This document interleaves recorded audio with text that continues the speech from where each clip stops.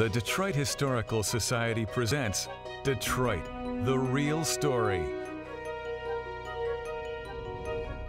Detroit has always been at the forefront of film exhibition. From the early screenings of the first moving pictures at the former Detroit Opera House on Campus Martius, to the Casino Theater on Monroe Street, one of North America's earliest venues devoted to exclusively exhibiting films, Detroiters have long enjoyed great movies and great venues in which to view them. Without exaggeration, there must have been 50, 60 neighborhood theaters in Detroit. You pay one price, you can stay there all day, from 12 o'clock noon to 12 o'clock midnight. But the theater was worth the price of admission alone, you know.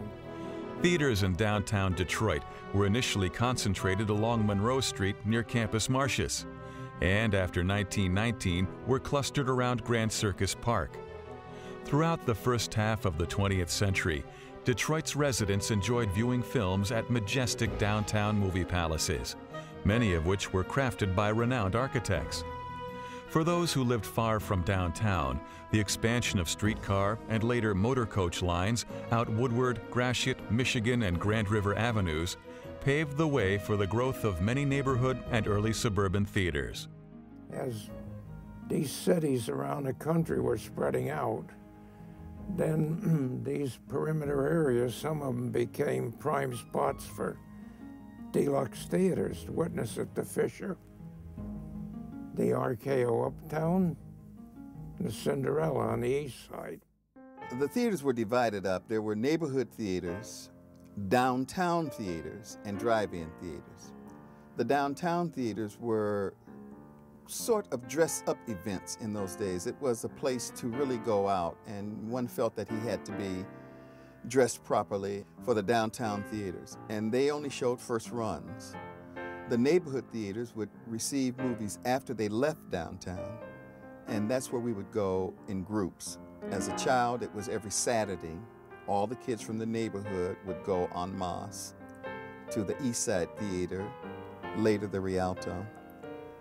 Economic and demographic changes of the 1950s and 1960s dramatically altered film exhibition in Detroit, as well as the movie-going experience. Following World War II, residents began leaving the city for homes in emerging suburban cities.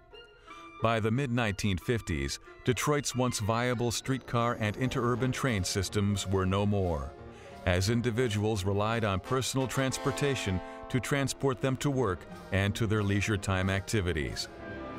During the second half of the 20th century, the movie-going experience changed significantly, as theater owners utilized gimmicks and new technology to woo patrons away from their televisions.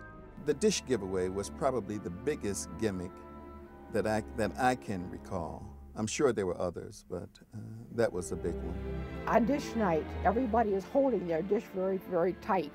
If one of the women would drop the dish, of course it would land on the floor with a big clash, everybody would clap. I wasn't married at that time, so if I happened to go on dish night, I didn't take a dish. Well, that was practically sacrilegious. If you were a lady, you took a dish, but I never did. In Detroit, fewer people ventured downtown for a movie, and suburban cinemas sprang up throughout the region. Downtown movie palaces either closed or were forced into showing genre films, including kung fu, horror, and slasher films. By the efforts to preserve and restore Detroit's movie palaces were well underway, with the reopening of the Fox Theater and efforts to restore the Redford Theater. Many neighborhood cinemas were closed as patrons increasingly visited multiplexes operated by large theater chains. Detroit, the Real Story, showcases the rich history of Detroit's vast network of theaters, large and small, chains and independents, ethnic and specialty venues, and little-known cinemas from the early part of the 20th century through today's multiplexes.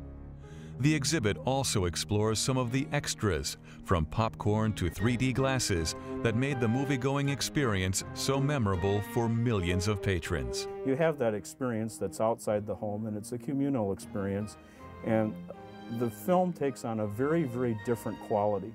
And I think there has to be a difference in our industry between what is film and what is television.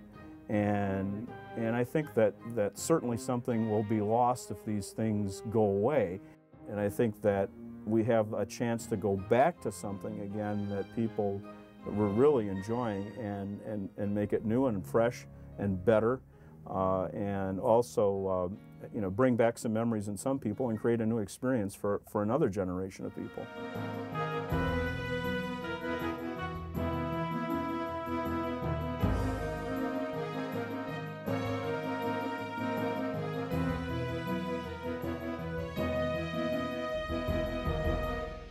The Detroit Historical Society presents Detroit, the Real Story. Enjoy the show.